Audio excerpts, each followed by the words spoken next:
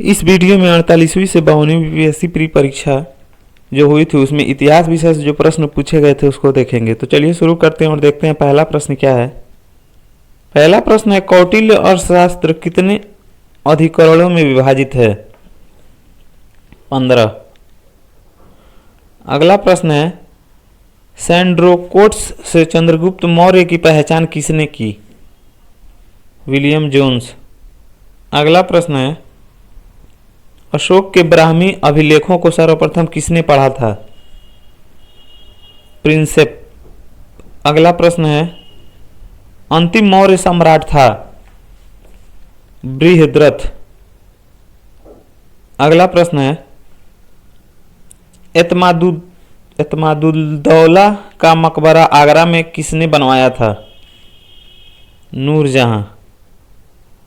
अगला प्रश्न है, मध्यकाल में बटाई शब्द का अर्थ था? लगान निर्धारण का तरीका। अगला प्रश्न है, 1921 का मोपला विद्रोह कहाँ हुआ था? केरल में। अगला है, सुमेलित कीजिए। बारदोली महाराष्ट्र, चौरी चौरा गुजरात, यरवदा पश्चिम बंगाल, नोआखली उत्तर प्रदेश। इसको मिलान करेंगे तो इसका हो जाएगा ऑप्शन नंबर 3, 2 4 1 3, 2 4 1 3। बारदोली गुजरात होगा, चौरी चौरा महाराष्ट्र होगा, बारदोली उत्तर प्रदेश होगा, चौरी चौरा महाराष्ट्र होगा। 1 मिनट। बारदोली गुजरात, चौरी चौरा उत्तर प्रदेश, यरवदा महाराष्ट्र, नोआखली पश्चिम बंगाल। अगला प्रश्न देखते हैं, महारानी विक्टोरिया ने भारतीय प्रशासन को ब्रिटिश ताज के नियंत्रण में लेने की घोषणा कब की थी? 1 नवंबर 1858 को। अगला प्रश्न है, लॉर्ड कर्जन ने बंगाल विभाजन रद्द किया किस वर्ष किया?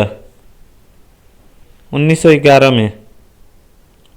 अगला प्रश्न है, शिक्षा के सुधार हेतु ब्रिटिश सरकार ने सैंडलर विश्वविद्यालय आयोग कब नियुक्त किया?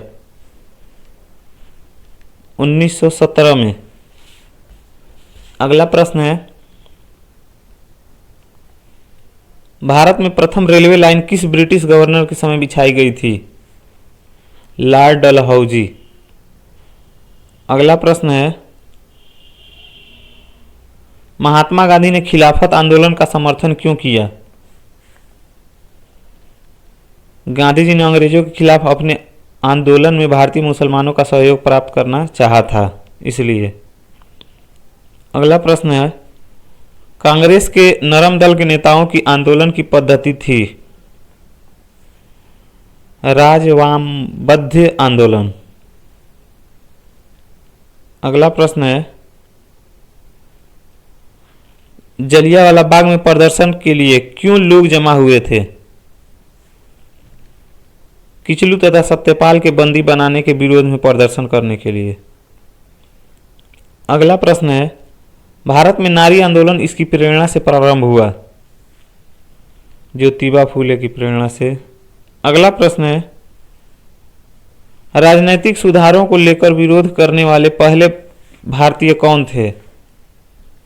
दादा भाई नौरोजी।